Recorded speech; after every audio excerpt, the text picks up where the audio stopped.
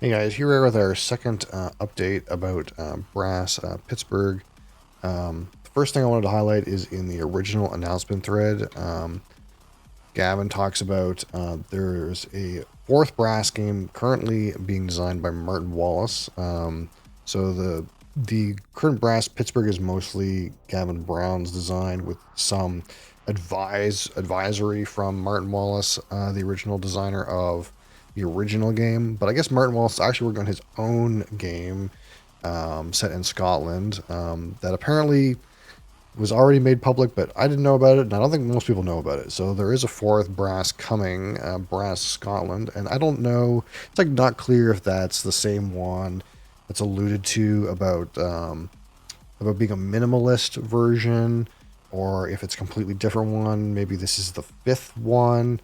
So we'll see what comes of that. But there is another Brass in development here, a Scotland version. Martin Wallace is doing that.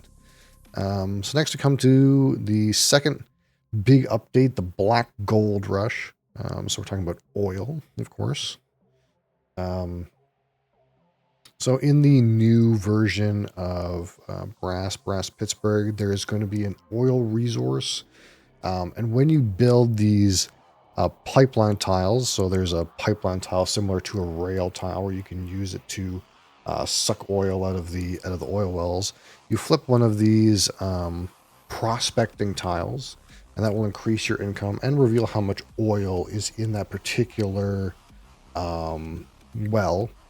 And these pipeline tiles have a number on them, and every time oil travels through your pipeline, you score points equal to the value said. So that's kind of how these pipelines score.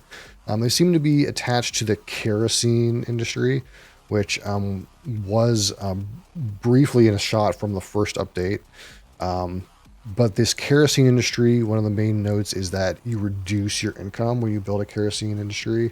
So you don't really want to we're going to flip these tiles pretty quickly because obviously having an income reduction is an increased penalty. So here we go. We have another screenshot here about oil and consuming oil. So again, we have this node here, and then there's the pipeline. And also there's another good shot here of the regional markets. So again, the outside of the board has new regional markets instead of the global market.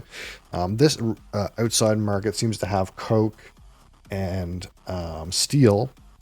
And one of the things that we noticed about this new iron tile is that it produces steel on it. So I'm assuming that it's going to take Coke to flip your iron tiles. I haven't seen the costs, but it would make some amount of sense that this is how that steel is getting produced. Seems like this first tier one is producing 1 steel and 3 iron.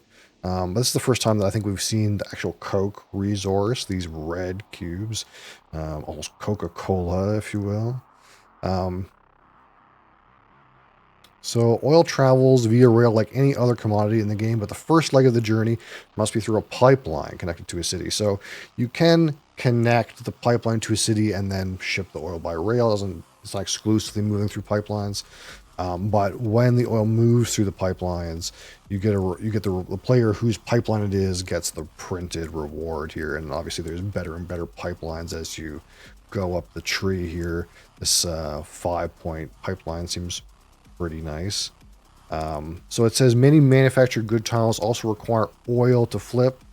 And oil traveling through the pipeline to the kerosene refinery can be sold along the rail to an exporter that has demand for kerosene. Just so similar, kind of similar to, in Brass Birmingham, you have places you need to export to. So in order to flip kerosene, you need to use the oil to flip it, kind of like beer, to ship it to the area of demand, if that makes any sense.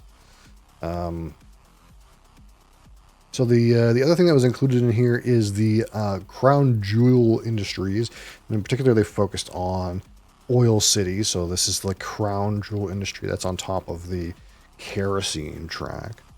And this one, when you place the crown jewel industry, it actually goes right on top of the oil well. It has its own special tile location on the board. I don't know if it shows it here the way I want it to, but it goes, oh, here we go. So it goes right on top of the actual well. And when you place the crown, this particular crown jewel, it will actually refill the oil on top of the well. And then once the oil is consumed from this Oil City tile, then it flips. This one scores 10 points and awards you with a big 40 bucks. So it is a little bit expensive to build. Again, across 4 income steps to construct this one. But this kind of crown jewel idea is a major theme, it seems, in Pittsburgh. When we go to, again, one of these other posts by Gavin, they start to talk about this image here that has a car, and some people speculated that this car was an industry, kind of like manufactured goods or kerosene. But truthfully, this is also a crown jewel tile spot, probably in the same as this one here, this kind of like building here. This is also a crown jewel. So there are spots on the board, it seems, in Pittsburgh that are reserved for these crown jewel late game tiles that are at the back of these tracks. So this is like a major way to score in Pittsburgh, is to ascend to the top of a track and then place this kind of big, maybe strategy defining tile. So that's kind of the most of what we got spoiled here in this second update about oil, how oil works, some more visualizations of the board and the coke and the steel. Again, the steel being used for the heavy locomotives, coke probably being used for these iron tiles to flip, I'm assuming. And the crown jewel, the new crown jewel sort of new capstone tiles that are at the bottom or at the end of these tracks, and about how oil works, basically. So that's the new skinny on Brass Pittsburgh. We'll probably follow up with another update when the next one comes out. But that's all we know. That's everything we know so far. I'll see you guys next time.